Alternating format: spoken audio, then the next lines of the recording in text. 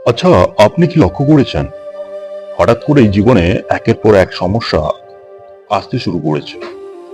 অনেক পরিশ্রম করলেও সাফল্য মিলছে না, অর্থ আটকে যাচ্ছে, মানসিক অশান্তি বাড়ছে, সম্পর্কে টানাপোড়েন দেখা দিচ্ছে। তখন অনেকেই বলেন হয়তো আমার শনির সাড়ে সাথে চলছে। কিন্তু সত্যি কি সাড়ে সাথী মানেই দুর্ভাগ্য, নাকি এর পিছনে রয়েছে গভীর জ্যোতিষীয় ব্যাখ্যা? আজ আমরা জানবো সাড়ে সাথী কি, কোন কোন রাশির উপর এর প্রভাব পড়ে, জীবনে কি কি পরিবর্তন আসে, আর জানবো কিভাবে এই সময়কে সঠিকভাবে অতিক্রম করা যায়। তাই ভিডিওটা স্কিপ না করে পুরোটাই দেখতে থাকো। তাহলে চলো শুরু করা যাক। প্রথমে আমরা জানবো সাড়ে সাথী কি। বৈদিক জ্যোতিষ অনুযায়ী যখন শনি চন্দ্র রাশির আগের রাশি বা চন্দ্র রাশির এবং পরের রাশি অতিক্রম করেন, তখন মোট প্রায় 7.5 বছর সময় লাগে। এই সময়কালকেই বলা হয় শনির সাড়ে সাথী। এটি তিনটি পর্যায়ে বিভক্ত। প্রথম পর্যায়ে প্রস্তুতির সময়, জীবনে পরিবর্তনের ইঙ্গিত আসে। দ্বিতীয় পর্যায়ে সবচেয়ে গুরুত্বপূর্ণ ধাপ, কর্ম, সম্পর্ক, অর্থ এবং মানসিক শক্তির বড় পরীক্ষা হতে পারে। তৃতীয় পর্যায়ে শিক্ষা শেষ করে নতুন জীবনের সূচনা।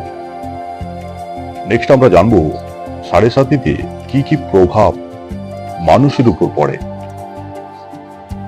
সব মানুষের ক্ষেত্রে কিন্তু একই ফল আসে না।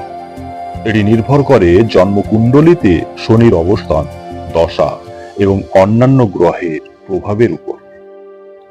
তবুও সাধারণত বলা যায় কর্মজীবনে বাধা, ব্যবসায়ে ওঠানামা, অর্থনৈতিক চাপ, মানসিক উদ্বেগ, পরিবারের মতবিরোধ, স্বাস্থ্য নিয়ে সতর্কতার প্রয়োজন, কঠোর পরিশ্রমের মাধ্যমে ধীরে ধীরে সাফল্য অর্জন করা। 12টি রাশির উপর যে প্রভাব পড়ে সেটা নিয়ে আমরা কথা বলবো। প্রথমে কথা বলবো মেষ রাশি। মেষ রাশি উপর হঠাৎ দায়িত্ব বাড়তে পারে, তাই রাগ নিয়ন্ত্রণ করা খুব জরুরি। বৃষ রাশি, অর্থনৈতিক পরিকল্পনা খুব গুরুত্বপূর্ণ হয়ে উঠতে পারে, তাই অপ্রয়োজনীয় খরচ এড়ানো খুব ভালো। মিথুন রাশি, কর্মক্ষেত্রে ধৈর্যের পরীক্ষা হতে পারে, নতুন দক্ষতা শেখা লাভজনক হতে পারে। কর্কট, পারিবারিক দায়িত্ব বাড়তে পারে, মানসিক শান্তি বজায় রাখো। সিংহ রাশি, অহংকার ত্যাগ করে বাস্তববাদী হলে ভালো ফল পেতে পারে। কন্যা রাশি, পরিশ্রমের ফল দেরিতে এলেও স্থায়ী হতে পারে।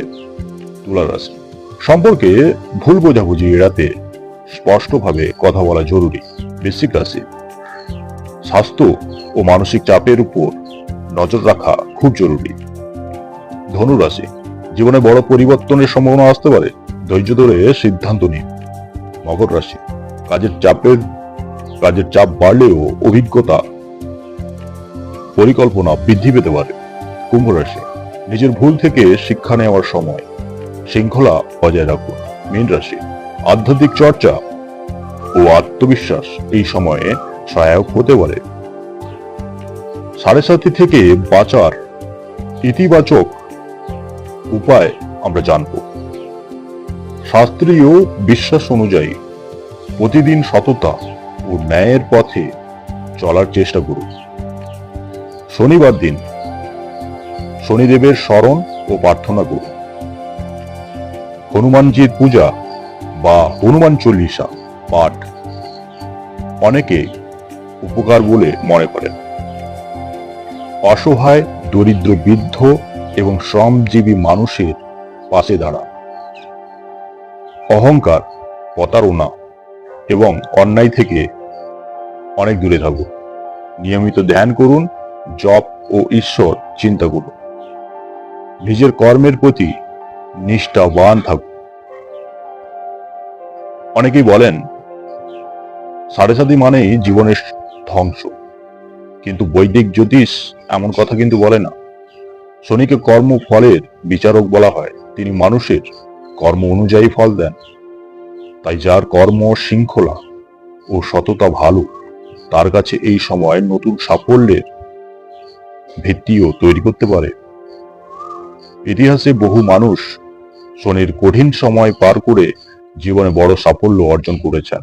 তাই ভয় নয়, আত্মবিশ্বাস এবং সৎকর্মই এই সময়ের সবচেয়ে বড় শক্তি।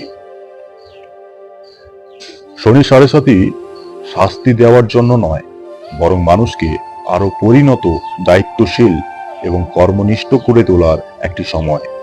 এমনটাই বৈদিক জ্যোতিষশাস্ত্রে এটি প্রচলিত ব্যাখ্যা।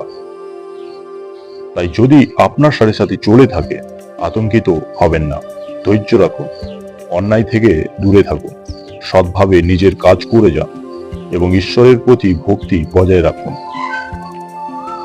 মনে রাখবেন, সময় পরিবর্তন হয়, আর শনির শেষ পর্যন্ত মানুষকে তার কর্ম অনুযায়ী ফল প্রদান করে। শেষে শুধু একটাই কথা বলবো, যার জীবনে শনি নেই, তার কাছে টাকাও নেই। তাই শনিদেবকে ভয় নয়, প্রার্থনা করুন। আর শনিদেবের দৃষ্টি থেকে বাঁচতে 108 বার ওম ক্রাম ক্রিম ক্রোম শনিশ্বরায় নমঃ এটা জপ করতে থাকো। ভিডিওটা যদি ভালো লেগে থাকে তাহলে লাইক, কমেন্ট আর শেয়ার করুন। আর যদি আপনি নতুন শ্রোতা হন তাহলে চ্যানেলটিকে সাবস্ক্রাইব করুন। ধন্যবাদ বন্ধুরা, ভালো থাকুন, সুস্থ থাকুন।